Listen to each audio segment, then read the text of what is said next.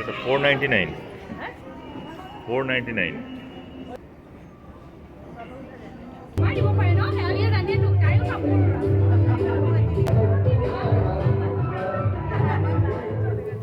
Welcome back to my channel. আশা করি আপনারা সকলে খুব ভালো আছেন, আমিও খুব ভালো আছি।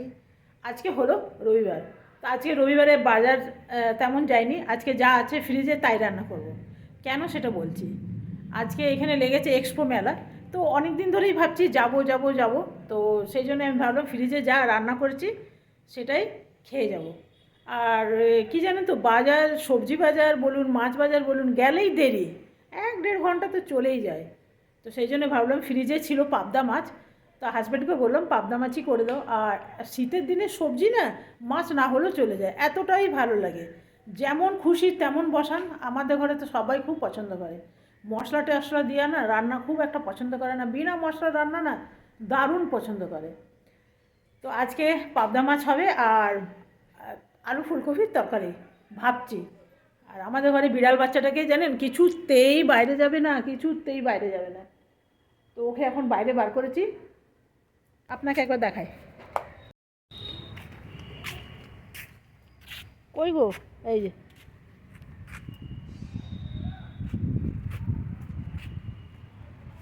এত ছোট না, কোথায় ঢুকে যায় তার নাই ঠিক। একটা পাতা নিয়ে খেলা করতে থাকে।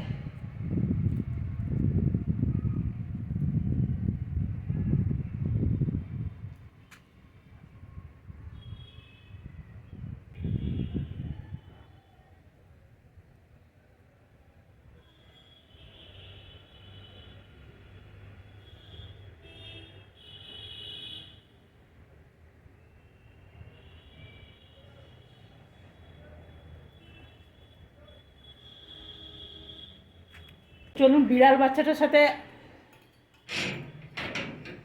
আমার খেললে তো চলবে না। আজকে পাবদা মাছের রেসিপিটা আপনাদের সাথে শেয়ার করব বিনা মশলা, আর মেলা যাব সেটাও শেয়ার করব। তো ভিডিওটা বড় হয়ে যাবে না বেশি বক বক করলে। কি, আমার হাজব্যান্ড বকছে, বলছে তুমি 2-3 দিন এটা এসছে এখন অবধি ভরে রাখুনি। বলুন তো, আমাকে বসে থাকতে দেখে। মেয়েদের বোধহয় বাইরে কাজ করলে সবাই বুঝবে, অফিসে কাজ যারা করে না তারা ভাবে যে আমরা বোধহয় অনেক রাজ্য জয় করে এলাম। আর যারা ঘরে থাকে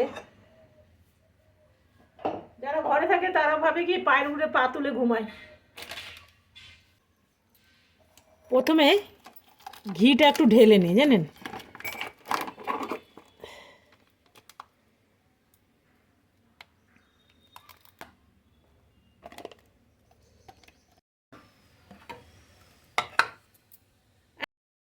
এইখানে একটু কেটে নিচ্ছি টমেটো, ছোট ছোট টুকরো করে নিচ্ছি, তাহলে যখন কড়াইয়ের মধ্যে দেবো না খুব তাড়াতাড়ি গলে যাবে। তো এটা আমার কাটা হয়ে গেল। এটা বড় সাইজের একটা টমেটো আছে। এখানে নিয়ে নিলাম মাছের মধ্যে নুন, আর নিয়ে নেবো হলুদ। হলুদটা ভালো করে মাছের গায়ে লাগিয়ে নেবো। আর এদিকে কড়াইয়ের মধ্যে দিয়ে দেবো তেল। কড়াইটা আগেই বসিয়ে রেখেছিলাম, সেই জন্য কড়াইটা হয়ে গেছে গরম। এখানে দিয়ে দিলাম নুন, যেহেতু পাবদা মাছ খুব নরম মাছ, সেই জন্য দিলেই সেটে যাবার ভয় থাকবে, তো অবশ্যই একটু নুন দিয়ে দেবেন।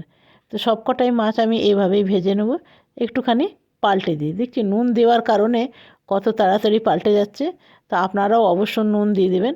তো মাছগুলো আমার সম্পূর্ণ ভাজা হয়ে গেছে সবগুলোই, আপনাকে আমি দেখাই। তো এই যে দেখুন সবগুলোই মাছ ভাজা হয়ে গেছে।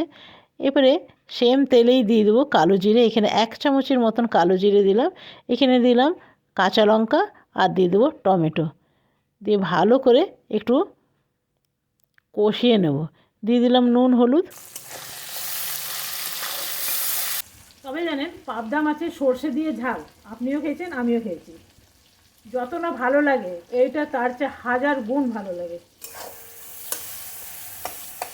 আমার তো এটা ভীষণ ভালো লাগে, তার জন্যে আপনাদের সাথে শেয়ার করি। তো এইটা টমেটোটা ওই লোকাল টমেটো হলে না দারুণ হয়। আর এই যে লম্বা লম্বা টমেটোগুলো এগুলো তো চামড়াগুলো হার্ড থাকে, এটাতে টক ভাবটা কম হয়, এটাও আছে। তো এই যে একদম ম্যাশ হয়ে যেতে হবে, দেখতে পাচ্ছেন।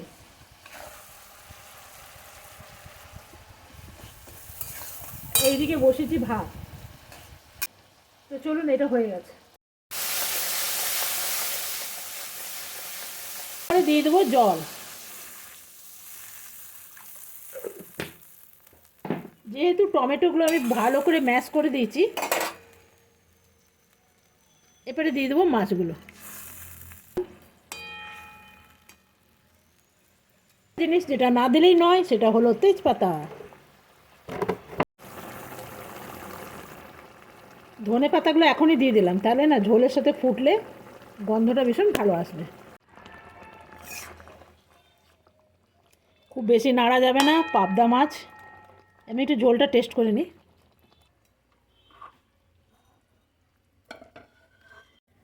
এই হলো আজকের পাবদা মাছ। এটা না বানালে এর টেস্ট কিন্তু আপনারা বুঝতে পারবেন না। যারা এরকমভাবে বানিয়ে খান তারা কিন্তু এর টেস্ট নিশ্চয়ই জানবে, আর যারা এখনও অবধি বানাননি তারা একবার হলো বানিয়ে দেখুন। পাবদা মাছ তো এমন কি ব্যাপার, এই মাছটা এইভাবে না বানালে আপনারা বুঝতে পারবেন না। একবার বানিয়ে দেখুন, মশলা খাওয়া ভুলে যাবেন, একদম ভুলে যাবেন। যখনই পাবদা মাছ আনবে ঘরের লোকের সবাইকার ডিমান্ড থাকবে যে এভাবে বানাও। প্রত্যেকবার তারা এই টেস্টটাই পছন্দ করবে। কেন, সর্ষে দিয়ে মাছ আপনি খেয়েই দেখেছেন, শরীর এতটা ভালো লাগে না। তো যাই হোক, আমি বেশি কথা বলবো না, এভাবে বানিয়ে দেখুন, দারুণ লাগবে। পাবদা মাছ তো এমন তো কিছু মানে খুব দামি মাছ না। একবার এনে দেখুন, যদি খারাপ লাগে তার নেক্সট টাইম বানাবেন না, হয়ে গেল। তো চলুন, ভালো নাও লাগতে পারে, দেখুন আমার ভালো লাগছে যে আপনারও ভালো লাগবে, তার তো কোনো মানে নেই। ভালো না যদি লাগে তো বানাবেন না। বানিয়ে নেবো আলু ফুলকপি। এখানে আলু কেটে নিয়েছি আর ফুলকপি কেটে নিয়েছি। তো চলুন, তো কড়াইটা আগের থেকে আমি বসে রেখেছিলাম, কড়াইটা গরম হয়ে গেছে। এরপরে দিয়ে দেবো 5 ফোড়ন, দিয়ে দিলাম শুকনো লঙ্কা, এরপরে দিয়ে দেবো আলু ফুলকপি কেটে। আলু ফুলকপিগুলো আগের থেকে ভাজলাম না। এখানে দিয়ে দিলাম নুন, এরপরে দিয়ে দেবো হলুদ, আর দিয়ে দেবো একটুখানি কাশ্মীরি লঙ্কা গুঁড়ো। তিনটে দিয়ে ভালো করে ভেজে নিলে এমনি খুব সুন্দর লাল লাল দেখতে লাগে। এরপরে দিয়ে দেবো জিরে আদা বাটা, এরপরে দিয়ে দেবো কাঁচা লঙ্কা বাটা, আর একটু দেবো টমেটো, আর দিয়ে দেবো 1/2 চামচের মতন পেঁয়াজ বাটা। ব্যাস, আর কোনো মশলা পড়বে না। সব কটাই মশলা দিয়েছি কিন্তু পরিমাণে বেশ কম। ভালো করে কষিয়ে নেব। তো কষানো আমার হয়ে গেছে, এরপরে দিয়ে দেবো জল। খুব বেশি এখানে মশলা দিলাম না, কেন আমাদের বাড়িতে খুব বেশি মশলাটা কেউ পছন্দ করে না। তবে এই রান্নাটা হবে একদম শুকনো শুকনো। আপনি ভাতের সাথেও যতটা ভালো লাগবে, রুটির সাথে খেতেও ততটাই ভালো লাগবে। দিয়ে দিলাম উপর থেকে একটু ধনেপাতা। তরকারিটা কিন্তু আমার একদম রেডি। এরপরে এমনি বক্সে রেখে নেবো, তাহলে কি হবে, কেন শীতের দিন খাওয়ার সময় যদি ঠান্ডা হয়ে যায় তাহলে এটা আবার গরম করে নেব। এটা মাইক্রো ওভেন প্রুফ বল। তো চলুন, এটা ঢাকা দিয়ে রেখে দিই, নেক্সট রান্নাটা এবারে বানিয়ে নিই।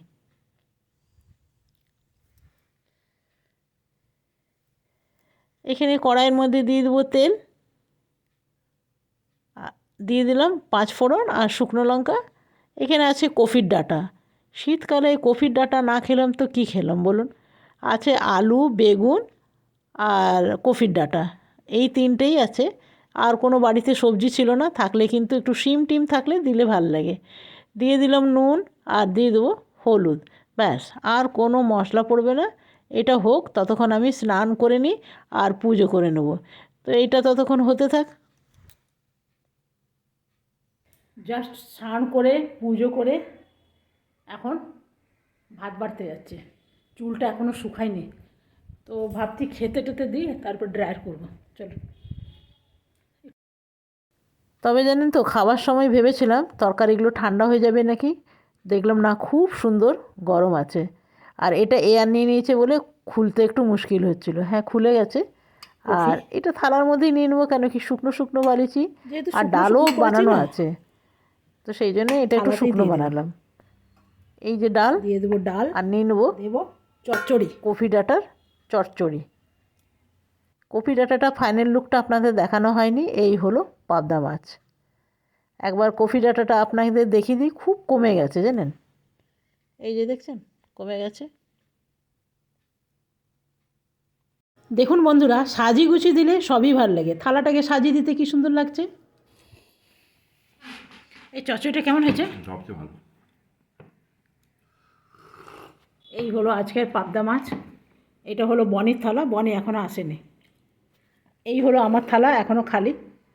তো চলুন খেয়ে নিয়ে আবার মেলার জন্যে রেডি হতে হবে। গুড ইভিনিং বন্ধুরা, আমরা এখন মেলা যাওয়ার জন্য তৈরি হয়ে গেছি। পরে নিয়েছি একখানা শাড়ি। শাড়িটার মধ্যে কি হয়েছে জানেন? পরে এসে আপনাকে বলবো। তো এখন চলুন, অনেক দেরি হয়ে গেছে। আমাদের সাথে মিমিও যাবে, আমাদের ছোট্ট মিমি। জানেন অনেকবার হয়েছে গল্প করতে করতে বেরিয়েছি, ব্যাস গল্প করতে করতে আপনাদের সাথে বেরিয়েছি, হাওয়ায় চুটি পরে বেরিয়ে গেছে জানেন। ওই যে ছোট্ট মিমি, কাপড় জড়িয়ে নিয়ে যাওয়া হচ্ছে ছোট্ট বাচ্চাদের মতো, একদম ছোট্ট বাচ্চা, দেখেছেন তো। অনেকক্ষণ আমরা থাকবো না, সেই জন্য একে নিয়ে চলে যাচ্ছে। আর ওর বেচারার খুব ঘুম পেয়েছে, তো ঘুমিয়ে উঠে আবার কি করবে না করবে, তো সেই জন্যেই নিয়ে চলে যাচ্ছি। তো ঘুমালে গাড়ির মধ্যেই ঘুমাবে। একদমই ছোট্ট, বোধহয় 1 মাসও মনে হয় বয়স হয়নি। জানেন আমার মনে হয় কেউ একে নিয়ে গেছিলো, তাও ঘরে বকাবকি করেছে, আবার রাস্তায় ছেড়ে দিয়ে চলে এসছে। আর শীতকালের দিন একদম গেটের কাছে কাঁদছিল, তো আমরা রেখেই দিলাম। এর মাকে অনেক খোঁজাখুঁজি হয়েছে, কোথাও খুঁজে পাওয়া গেল না। আসলে কি বলুন তো, খুব মায়া লাগলো, গেটের কাছে এরকমভাবে কাঁদছে, আর আপনি যদি দেখতেন না, 2 চোখ জলে ভরে গেছিলো, মানে খুব কেঁদেছে। ওই জন্যে মায়া করে নিয়ে নিলাম। আমার মনে হয় জানেন এইখানকার বাচ্চা না, কেউ হয়তো কোথার থেকে নিয়ে এসছে, বাড়িতে বকাবকি করেছে, আবার ছেড়ে দিয়ে চলে গেছে। তো সেই জন্যে ছেড়ে দিলাম না, কুকুর টুকুর এত আছে না, একে একদম ছিঁড়ে খেয়ে নেবে। সে দয়া করে নিয়ে এলাম।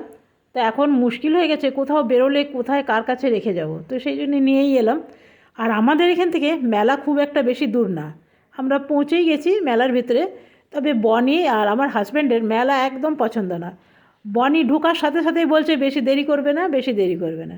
তবে ঢুকেই যা বুঝতে পারলাম, চারিদিকেই মেঘলা চাদরে ভর্তি, আর এগুলো আছে আচার, খালি লঙ্কার আচার। এখানকার মানুষরা খুব ঝাল খায়, সেই জন্যে লঙ্কার আচারে ভর্তি।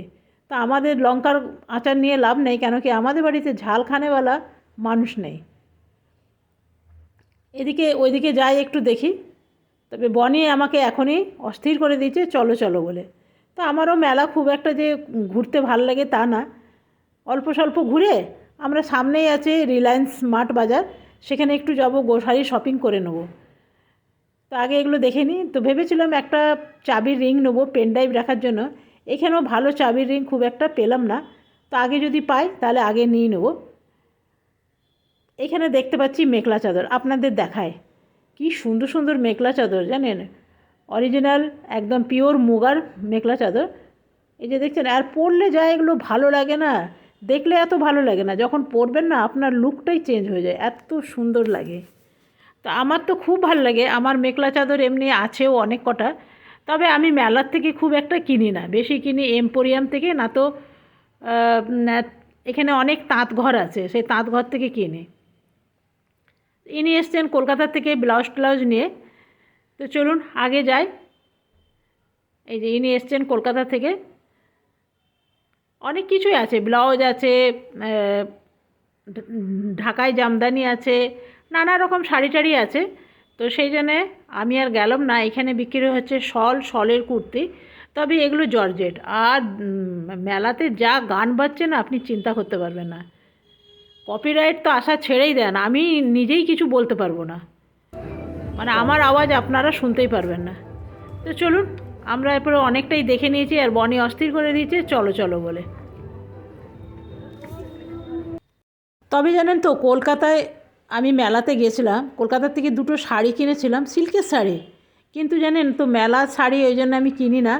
2টো শাড়ি আমার খারাপ বেরিয়েছে, দুটোই ছিঁড়ে গেছে, মানে 1 বছরের মাথাতে দুটোই একদম ছিঁড়ে গেল, মানে খুব খারাপ কোয়ালিটির ছিল।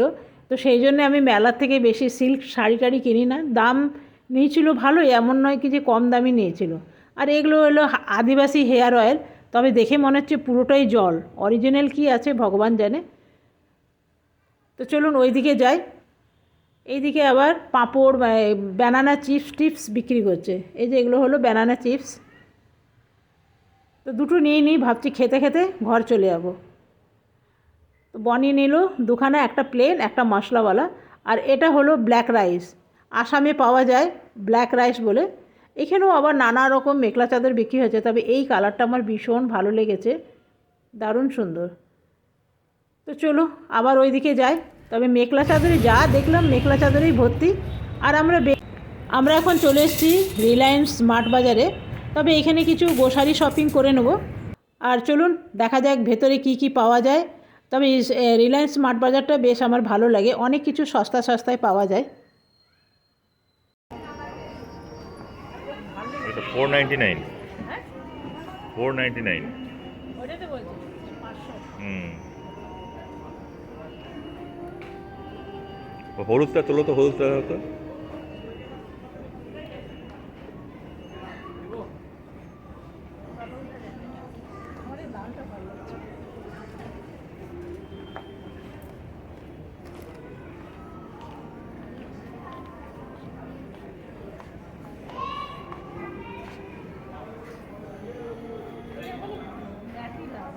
হুম, এই একটা কালার, চলো আর কিছু পছন্দ হচ্ছে। তবে এখানে ড্রেসগুলো প্রচুর সস্তা সস্তায়, দেখতেও বেশ সুন্দর। তো আমরা ড্রেস নিয়ে নিয়েছি, এরপরে চলে যাব গ্রোসারি শপিং করে সিধা বাড়ি চলে যাব।